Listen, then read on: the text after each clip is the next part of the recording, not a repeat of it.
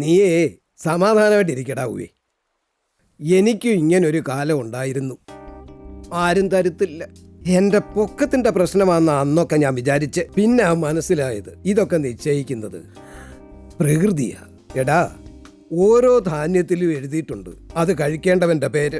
സമയമാകുമ്പോൾ പ്രകൃതി അത് നമ്മുടെ വായി കൊണ്ടുവച്ച് തരും, നമ്മൾ പോലും അറിയാതെ.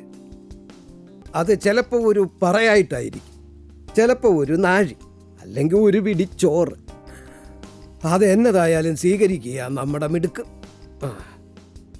അതുകൊണ്ട് നീ പ്രകൃതിയോട് പ്രാർത്ഥിക്ക്. പ്രാർത്ഥിക്കുന്നൊക്കെ പറഞ്ഞാൽ എന്താണ് അതിൻ്റെ രീതി എന്താണ്? നീ ഒന്നും ചെയ്യണ്ട. നിന്റെ ഏനക്കേട് മാറ്റാൻ ഒരുത്തി വരും. കാത്തിരിക്കാൻ ഒരു മനസ്സും അതിനൊത്തൊരു ശരീരവും റെഡിയാക്കി വെക്ക്.